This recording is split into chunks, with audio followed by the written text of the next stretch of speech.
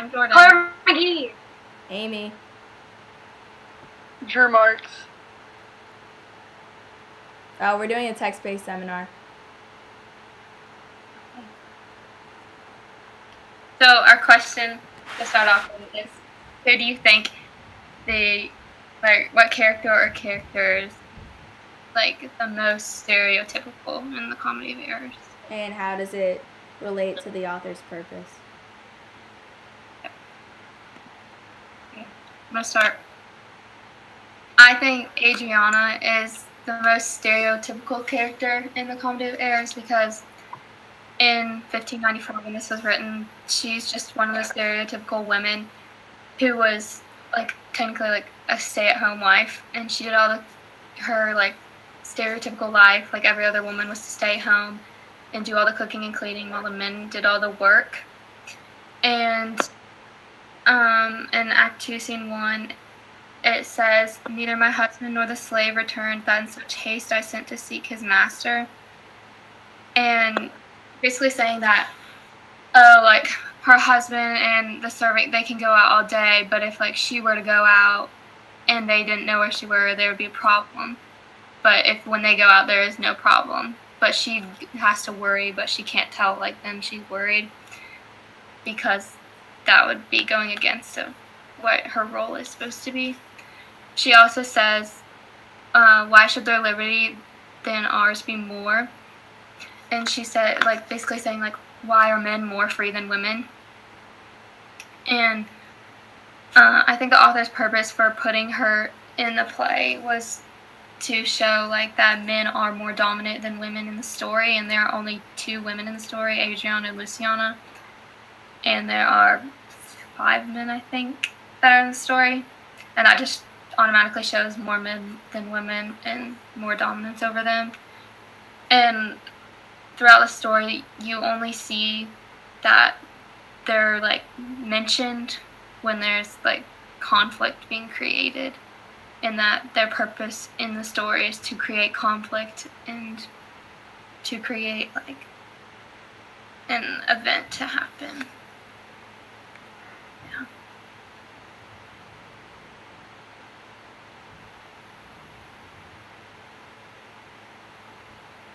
Does anybody have anything that they would like to add on to that, or did anybody talk about Luciana? Alright, I agree with you that Adriana is portrayed really stereotypically for women, and that relates to Shakespeare's purpose in the Comedy of Errors, because it creates a whole bunch of unnecessary drama that most likely would not have occurred or would have occurred under different circumstances if she had not been there. For example, throughout the play, or at least in the beginning, she's constantly complaining that Aeschylus of Ephesus is most likely cheating on her every single time he leaves the house. So it doesn't allow her character to grow at all, because every single word she says is mostly whining and complaining, and she's a pretty flat character. She has no depth to her, because all she does is complain about Aeschylus. There isn't many conversations she has that his name isn't brought up, or the distrust that she has in him. It's just a common reoccurrence throughout the story, and that stereotypes her a lot, because women in general are known for being whiny and complainers and constantly make big deals out of nothing, and that's what she's doing throughout the play. Also, I'll go first. So I have to agree with Amy when she says that the women are only put in the play for unnecessary drama, because the women in this play don't really don't progress the story as it goes along. All they do is cause drama, and when there's only 2 women in this play that actually have lines, and the only thing that they do is that they cause drama and hold back them from achieving their goal and looking for their lost brother. So I think that was a part of Shakespeare's plan to show that men were more dominant than women, and men were more superior. And I found a quote from Adriana, and it said, "I will fall prostrate at his feet and never rise until my tears and prayers go," which means that she's explaining that she will beg and plead for him to forgive her or them for their marriage to get back together because that's like all that she has. So that shows that women were so defined by their husband and that men were more superior. So I have to agree with Jordan. Okay, I have a question to go off of that. I just really thought of it. We say that women are like very minor compared to the men, and the men are more dominant over them. But do you think, like, what do you think Shakespeare's purpose was of putting them in the play necessarily? Like, he could have totally like taken them out and not even included them. Like, what do you just think about that? I believe that Shakespeare put them in the play just because, like, he needs some diversity, and even though that, like, men were more dominant, I think he put them in because in that time period, like, it's not as it is today, like, men definitely did have more freedom and say back then, whereas men had the higher paying jobs.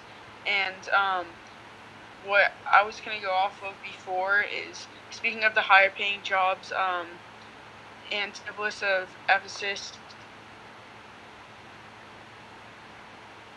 wife, and he was gonna give it to her, but he like pre-ordered this chain, and the merchant accidentally gave it to Antipholus of Syracuse, and so whenever the police showed up and were gonna take away Antipholus of Ephesus because of his crimes, his wife had never backed his husband up and only wanted him to like go to jail for the things that he's done. So I think that their marriage is kind of like a stereotypical like angry couple because she only complains with him and doesn't move the plot forward. I agree with you on that their marriage is really stereotypical too, because their marriage isn't built on trust or like love or anything like that. It's built with a constant back and forth where she constantly gripes at him for cheating on her, and he can't defend himself because she just always assumes that he is cheating on her, and that just adds more stereotype and it creates more drama, which it's the driving force. It drives Antipholus of Syracuse away because he's appalled by how crazy she is, and if he never decided to escape, then they would have met each other later or under different circumstances, and it would have changed the plotline of the story completely. So I think their marriage was just another thing that Shakespeare added in order to make sure that the ending panned out the way he wanted it to, and the way that he planned. To answer Jordan's question, I think that they put the women in there just to cause more conflict and problems within the play, because she constantly was like, "Oh, you're cheating on me," and she's just causing more confusion. So I think that his purpose in adding women in there was just to cause more confusion and more conflict to make the story more interesting. I also think that he added women in there to make it seem like marriages were a little bit more confusing. And even though like Antipholus of Ephesus, he was like working all the time and he had like friends and he was in a city with people that he knew, even though it was opposite of his brother only knew the servant and he didn't really have any friends and he didn't settle down as much. His brother Antipholus of Syracuse got it better off because he didn't have to deal with his wife always griping to him, and he got the gold chain for free. So like it's better off alone than to be in a marriage. Okay. Does anybody else have a different character or characters that they think is very stereotypical throughout the play? Well, I have something to add to what you said about Adriana and like the significance of the women in the play. And I don't think they were just there to show diversity, or like I think they were there for that, but they were there for another reason too. He wanted to add some dimensions to his main characters. So Antipholus of Ephesus, it seems like he built a great life for himself because he was married, and she was kind of used as this symbol of that, like that he moved on, he became very powerful and influential. And her sister, I think, was a minor role, so she didn't really play any significance towards Shakespeare's purpose besides her being another stereotype towards women. And the Aebus at the end, their mother, wasn't really significant at all. It seems like Antipholus of Ephesus kind of dropped her, and then that's how he became more successful. He didn't have many people pulling him back from what he could have been, and that's all I have to say.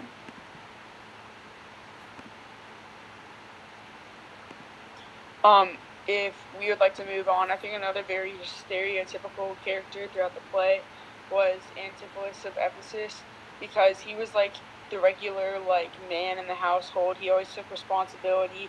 He's the one who had the working job, and he tried to like deal with his wife. But nowadays, we know that like people are getting divorced a lot more than they were in the old like before, and I think that he's like portraying like the couple, like the married couple that is like going to get divorced and always has these conflicts, because he's the one who's out there like buying stuff for his wife, the gold chain, and he's the one who has the job while she sits there at home and she doesn't really push the plot forward. But he's stereotyped as like somewhat of the bad guy by his wife, even though he hasn't done anything, which is kind of like representative of what happens nowadays. And like he was buying a gold chain for his wife from a merchant, and the merchant accidentally mistook Antipholus of Syracuse for Antipholus of Ephesus, and gave Antipholus of Syracuse the gold chain. And because of that, even though that Antipholus of Ephesus was doing right by his wife, he got thrown into jail, and his wife didn't question it. She even wanted him to go to jail and kind of like told him like, you're kicked out of my house and all of that.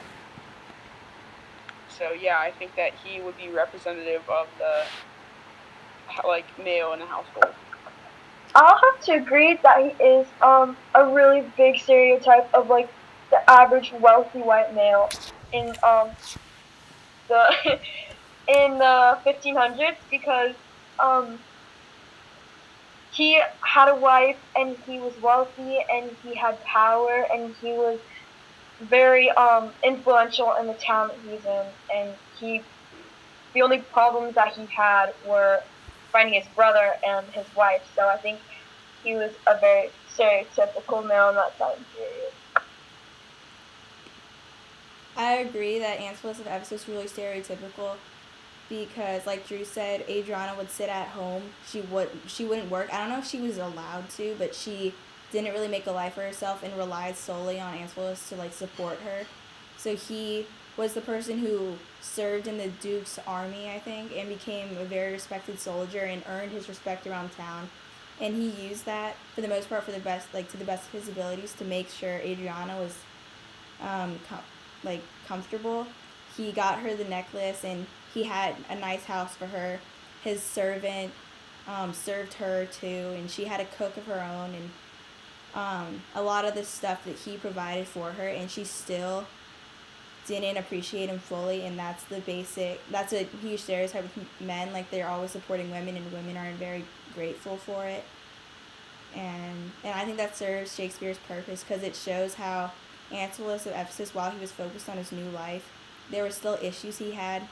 And I think that might come from a lack of like proper upbringing with him being separated from the rest of his family.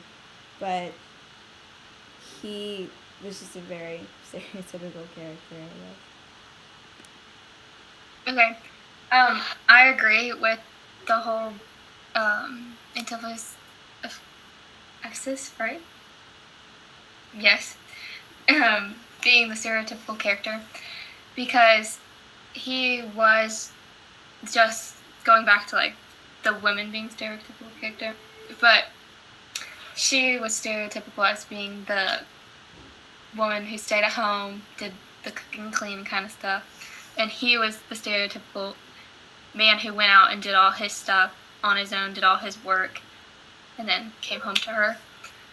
And in that time period, I just think that was the man's role, and that's what he did throughout the play. And he was a rich man and a white man, and in that time period, that's like the stereotypical person is a rich white man. They were the wealthiest, and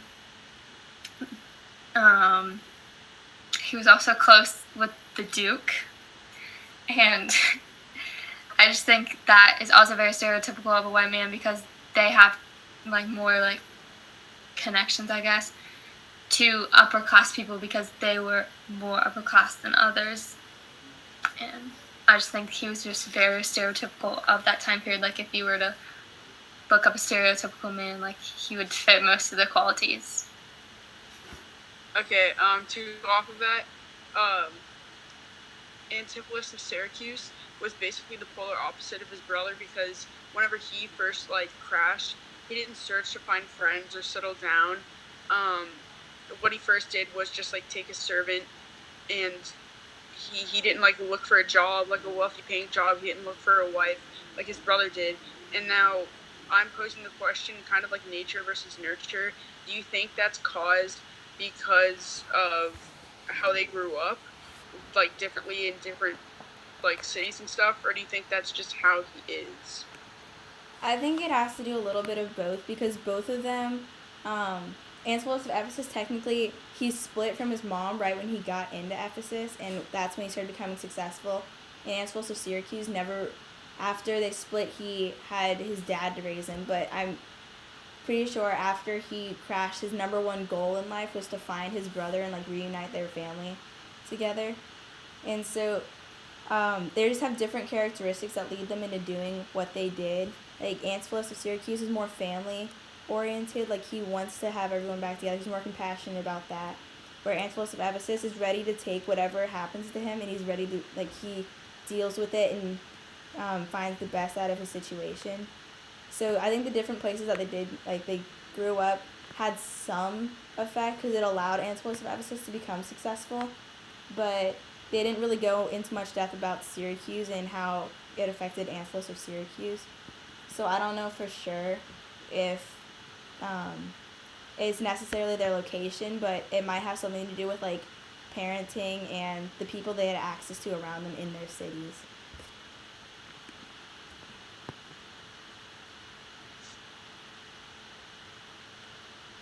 Would anybody else like to elaborate on that question, or should we go to the next stereotype of a character?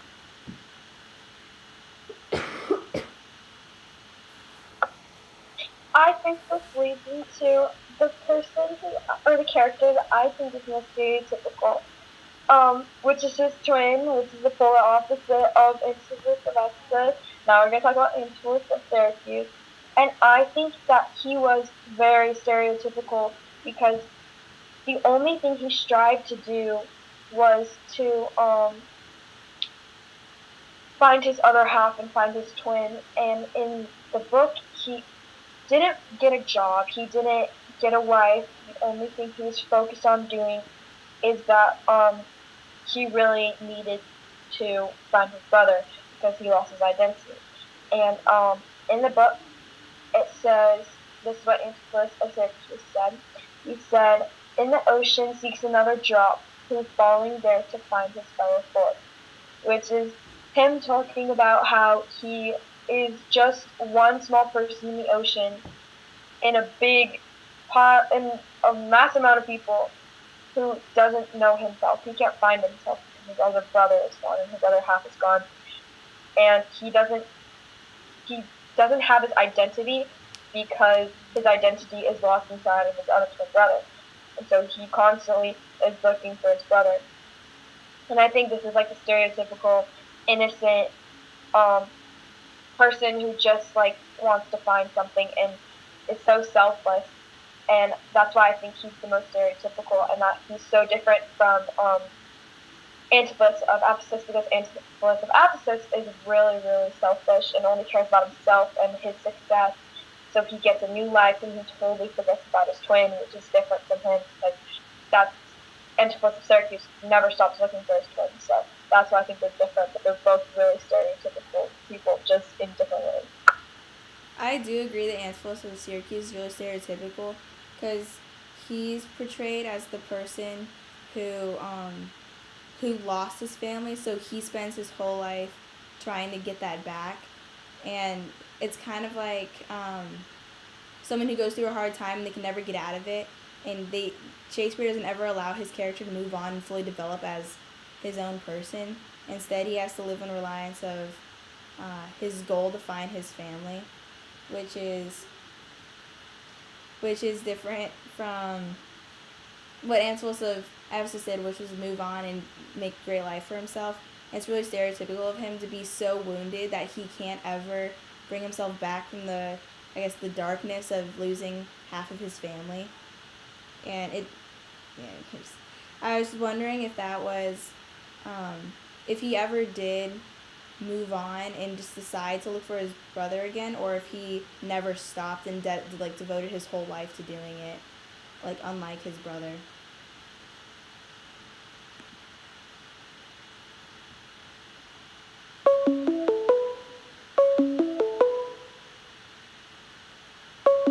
We are having technical issues. Please hold.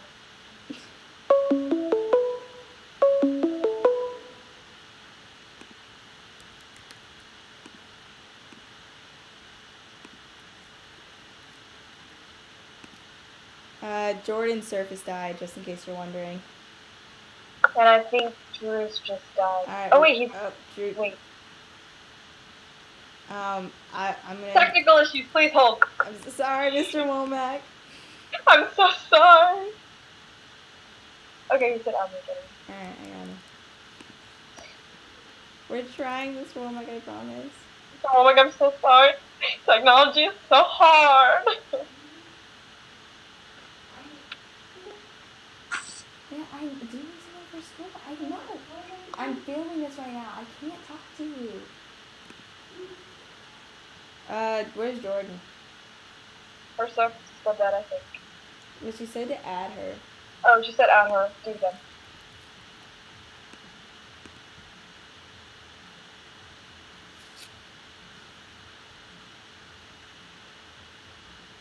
Mr. Womack, if you're watching this, I'm sorry. It's never happened like this Sorry, before. technical issues. Sorry, bad. Sorry.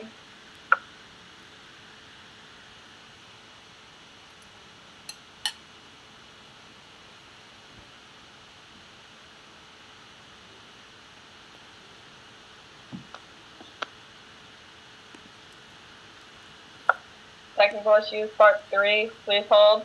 Still happening. Testing.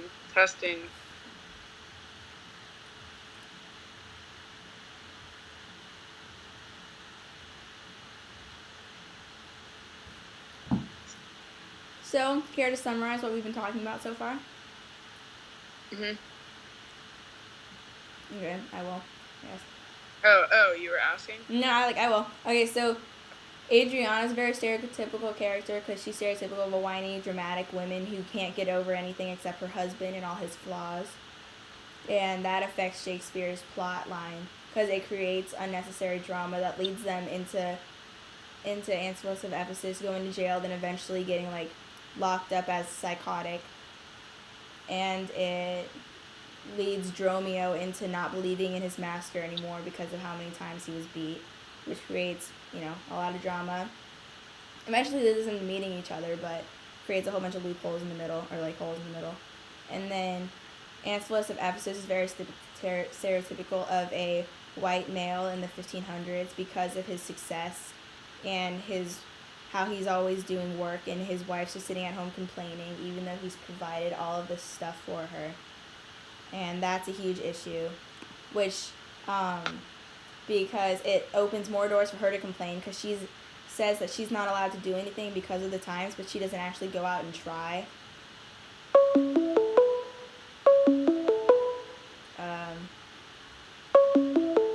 What is that? Jordan's trying to call you from a different place. Oh.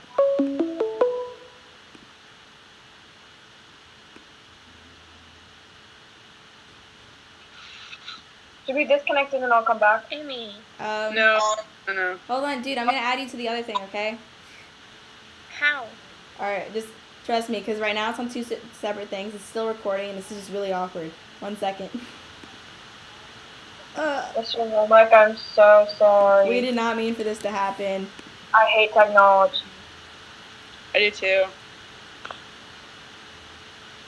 Alright, what else happened? So, Antipholus of Ephesus, stereotypical white male who's very successful and uses his success to his advantage. In terms of when Adriana accuses him of cheating, he brings up how he's always hard at work and he doesn't do that and stuff like that. And then Antipholus of Syracuse is stereotypical as a person who's wounded who can never recover from what happened to him. So he basically has to live with what happened to his parents, and he's never able to recover or grow and grow as a person from what happened. And he's stuck dwelling in the past instead of focusing on improving his future, unlike his brother, who's stereotypical for different reasons. And Amy, you said And Antipholus of Ephesus I also was think that stereotypical.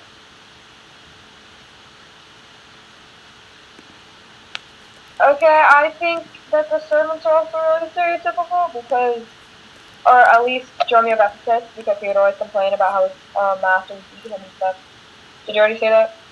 No, I haven't talked about the Dromios yet. Oh yeah, so I think they're really stereotypical in that, talking about how their masters beat them and how the masters treat them. So I think that's really stereotypical of being a servant and being like the humble, innocent servant, and then having Antipholus of Ephesus just prove more that he's a selfish man and only cares about himself, and that he only wants success because he's not nice to others, especially a servant who sticks by with him his whole life. So I don't know why he would continue to beat him. Adriana is also an example of a stereotypical woman because she would constantly tell the servant what to do and like, oh, servant, go get your master and all that kind of stuff. So I think that they're both they're stereotypical rich couple. Yeah, stereotypical rich couple. I agree with you. Adriana plays the part of a wealthy woman very well because she uses Dromio, who's not even technically her servant, to her fullest advantage. And the Dromios play very stereotypical servant-like people because they go along with everything rather blindly, and they take all of the abuse and the force thrown against them with, like, not dignity, but they just take it without ever questioning. Like, when they do question why it's done, they don't expect an answer. It's kind of expected that it will happen. Even though they've built these strong relationships with both Antipholuses, they're still used to getting this abuse for no reason. So I think they've kind of dealt with it by now. And another stereotypical character would be another woman, the Aebis, who's their mother.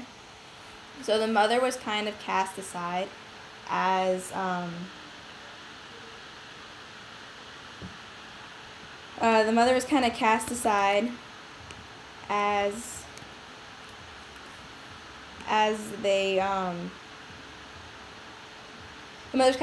Antipholus of Ephesus grew up. So he made his own life without the help of his mom, and his mom took a very stereotypical job that women typically got during those times. She was a nun, or an abbess, which is a nun, and she had religious responsibilities. And so she wasn't featured a lot, and her role was very minimal, and it was just at the end, and her only purpose was for protection. She wasn't considered a main character. She had no influence on the actions of the characters. All she did was dissuade Adriana from going in to hunt Antipholus. And so she was stereotypical because it's like, once you grow up, I guess they didn't need their mother, and even though Antipholus of Ephesus was left...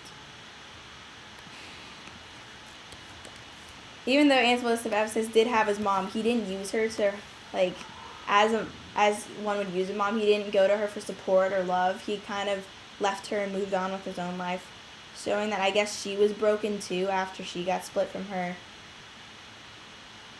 family. Alright, Mr. Womack, we're still having technical difficulties. Okay, I also think that the dad was really stereotypical too. I think that all the characters were really stereotypical. Yeah, that was just the thing Shakespeare did to make his purpose appeal more.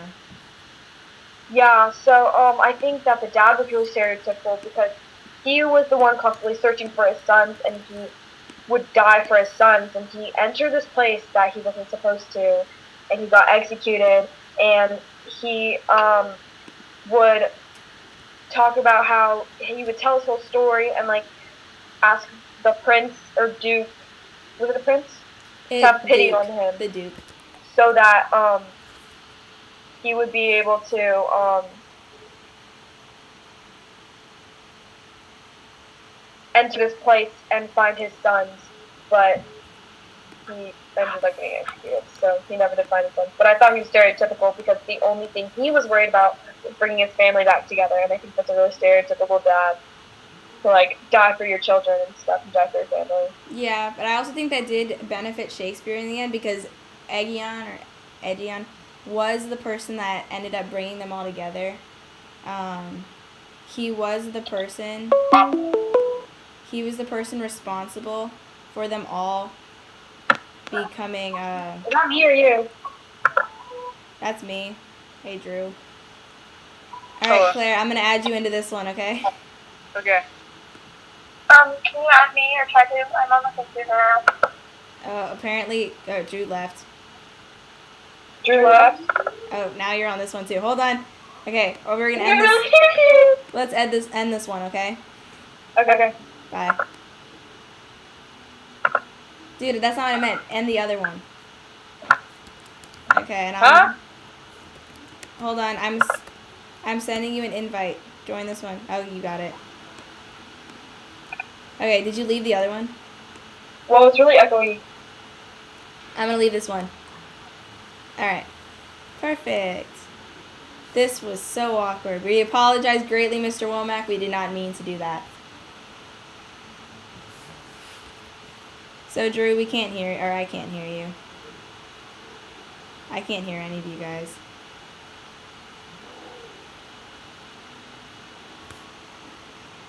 I can't hear you.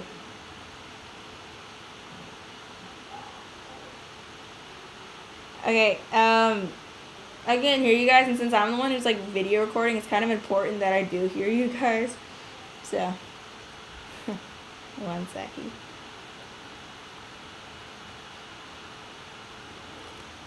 I don't know what you're saying. 1 sec. Talked about Alright, I can hear you guys now. Okay. So what we talked about while you guys were experiencing your technical difficulties was we just talked about some more stereotypical characters, which when we talked about it was a lot of them. They were all given these stereotypical roles to help portray Shakespeare's purpose, and he used them in unique ways though. Like he, instead of just using Adriana as a whiny wife, he used her to influence the plot by having her husband arrested and having her husband brought like. Making everyone think her husband was insane, so they were used for important things, but for the most part, most characters were given stereotypical traits. Sorry. So, I think there's one more character that we didn't end up talking about, which is Luciana. Alright. I think we're going to talk about Luciana. Okay, so I think Luciana is one of the main stereotypical characters, because like Adriana, she is stereotyped as a woman, but she isn't given the same traits exactly because she isn't married like her sister is. So a quote I have for her was, she was talking to Adriana and she was saying, "Why headstrong liberty is lashed with woe, there's nothing situated under heaven's eye, but hath is bound in earth and sea and sky. The beasts, the fishes, and the winged fowls are their male subjects and at their controls. Man more divine, the master of all of these."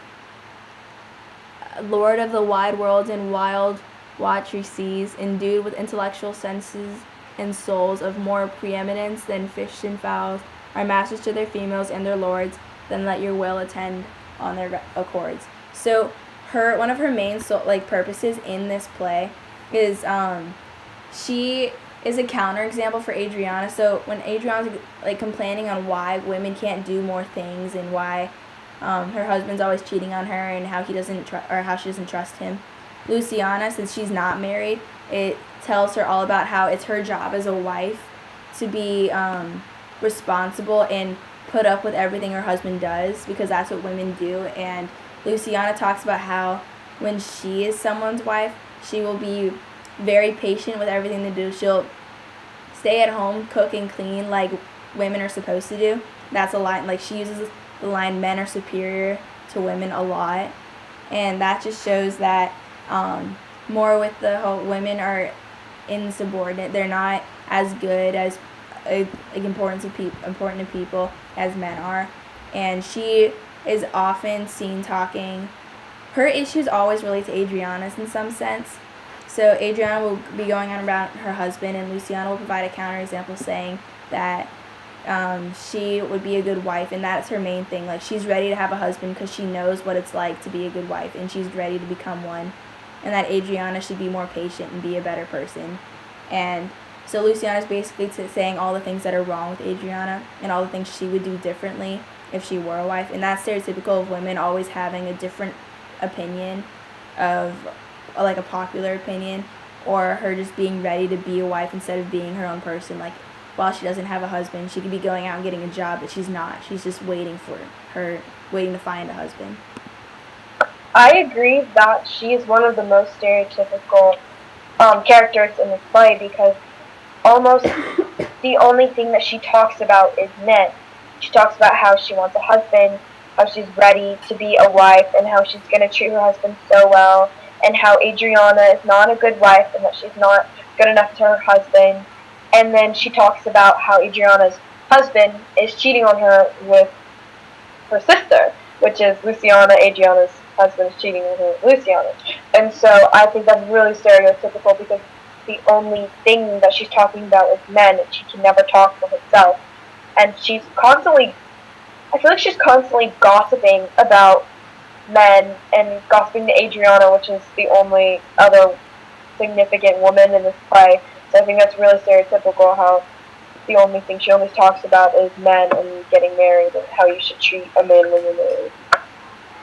I think that she's also very stereotypical in the way that she, like, dreams about being the stereotypical woman and having a husband and doing the duties of a wife, doing the duties of a wife that she would do if she were married. And I also think it's very stereotypical that she talks about the men a lot too, because back in the day, all the women wanted to do was please the men, because the men were superior to them. And she just dreams about pleasing a man and having a good life, a married life. And then when Adriana's husband and Luciana get together, then I think it's just another, it's kind of like a dream come true, I guess, for her, because she gets to live that life for a short period of time.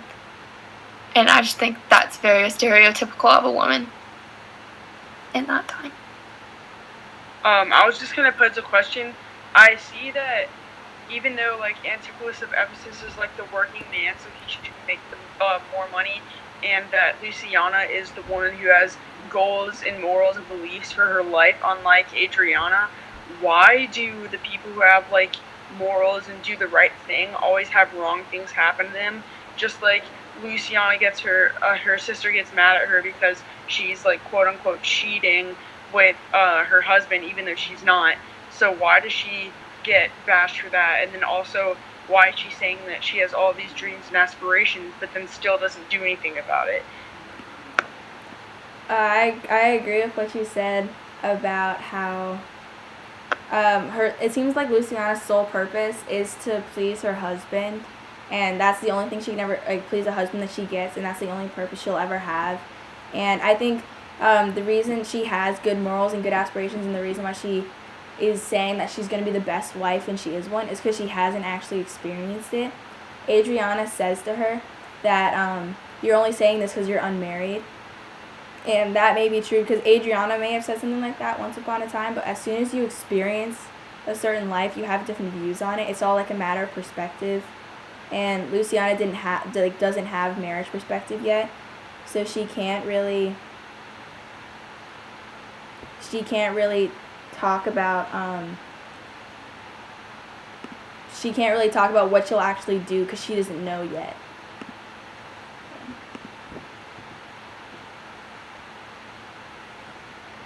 Okay, I know that me and Drew had some technical difficulties. Claire, did you get to touch on who you thought your stereotypical character was? Yes. Do you want to go in depth with us? I did that while we were not having technical difficulties. I was the second person to go. It's okay. Or does anyone have anything to add about Luciana? I have a question. Yes, ma'am. Okay, so I want to compare Adriana and Luciana about who do you think is more stereotypical. Personally, I think that Luciana is more stereotypical because she couldn't please her. So I think the Luciana is, but I want to hear your guys' opinion. I don't know if we can necessarily compare them because they're stereotypical in their own ways. Shakespeare put two different huge stereotypical characteristics of women onto them. So Adriana is more complaining and like whiny, and Luciana is all about her focus on being the perfect wife. So for two completely different reasons, they're stereotypical. But if you're talking in the sense of wanting to be a wife and stuff along those lines, and Luciana is the most stereotypical because that's her entire purpose. But Adriana's very, very whiny and causes a lot of drama, and that's a huge, huge stereotype of women. So it depends on what aspect you're looking at them from, because you can't really compare them all that well because of how different they're used throughout the play. I think that I would agree with that Shakespeare used them as two different viewpoints of women, and I think that Luciana is more of the younger kind of woman who's like always looking like, oh, I want to marry this one man, and like, oh, I'm gonna have a fantasy that we're gonna grow up and that's gonna be all good. But then like Adriana is more of like the reality of what's real. So I think that even though both of them are stereotypes, I think that Adriana is more of the stereotypical woman because that's like reality of a marriage. And it's not necessarily like every single marriage, but she is complaining about her husband and she doesn't realize all the work her husband does for her. And I think if like she would work, then she would realize how hard it is, especially with the wife who's complaining all the time.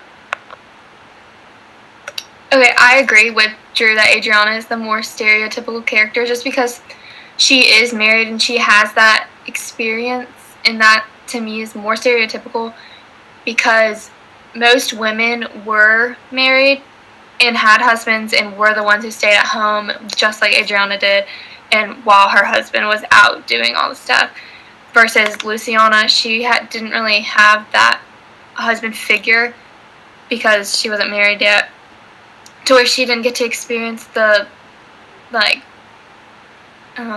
marriage life, I guess, to where she never had to rely on a husband or like look up to somebody and always have someone telling her like, okay, like you do this, this, and this. Like she had kind of like free range and never had to necessarily follow like guidelines of a husband figure.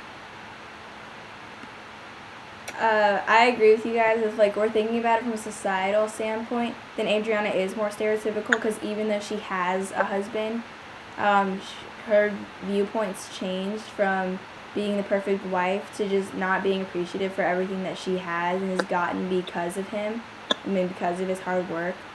So in terms of women who are married and have access to these things, she is more stereotypical because Adriana doesn't have the experience to talk about that yet.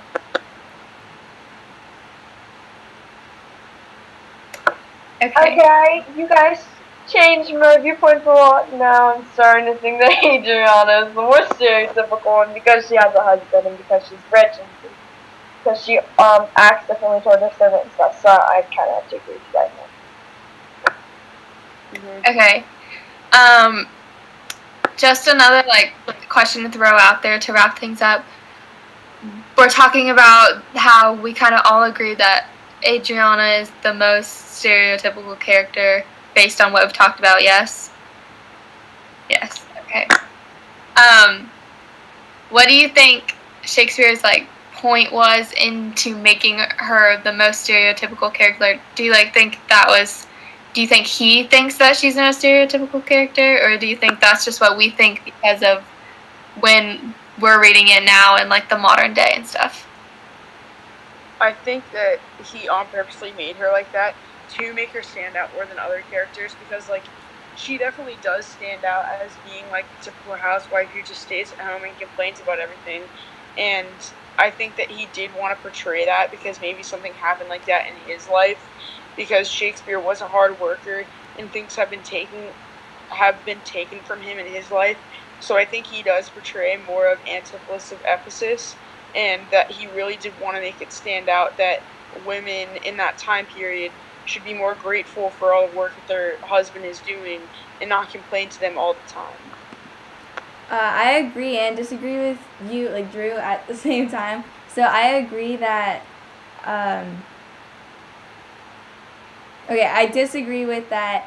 He was trying to prove a point of what is happening in his life, but I do agree that he was using them for his purpose. But what I think the main point of the reason they're so stereotypical is that he wanted to capture all aspects of women so that it'd be relatable to guys that people who are watching the play who were married and such, like stuff like that, because he couldn't have given Adriana the whole premarital traits that Luciana had because she was married. So I think the reason he had a wife and a sister so he could split those traits up and show how women were, like, give all the traits of women at one time, while also he also included how they were important and significant to the plot, because Adriana was one of the main reasons that they all met together at the end, because she brought Antipholus of Ephesus into jail and was taking him away, and then she found the other Antipholus, and so she caused them all to meet at the same meeting point. So with all her drama, she still caused some good in the end towards the overall meaning of the play, while still carrying all the stereotypical qualities. So I feel like Shakespeare's saying that while women have all these traits, they can still do some good that helps people other than themselves. But that's just me. I agree with that. And I think by saying that they can still do some good, I think that's why he might have put them in the play, just so he's not completely throwing women under the bus and saying, like, oh, like, your only job is to stay at home and do this, and that's it. Like, you have no benefit to our lives. You're just here for the purpose of having a wife and having that family together. And I think that is just a good thing to bring up, and I hadn't thought of that before, but I like that. Okay, guys, you think that about sums up our conversation? Yeah. Okay, Claire wants to sum it up. Oh, Claire. To sum this up, I say that almost every single character in this play was stereotypical, and how Antipholus of Ephesus was a stereotypical rich man that had it all and was really, really important in the society. Antipholus of Syracuse was played as the innocent one who lost himself and didn't find himself, and whose other half was another person. And this most woman was Juliana, and how she was a wife, and she was wealthy, and she had a servant, and how she was beautiful, cheating on her. Now Luciana, the sister, how she didn't have a husband, she thought she only purpose was to be searching for his sons, and that he would die at the end of the play. He died for his sons because he was looking for them to bring his family back together, because dads usually to bring their family together. That their mom was just there for the beginning, and she didn't really have any purpose. So yeah, I agree. Yeah. Okay. So just to sum our Socratic experience up, what do you guys think we can do better as individuals and as a group to improve our experience in the seminar next time? I think the next time do it in person, not over this, so we don't have technical difficulties, and so we can better ourselves. Yeah. And I think I have to agree with that statement. I agree with that too. But otherwise, I think we did a good job at going deep into all of our points and everything. Okay. All right. I think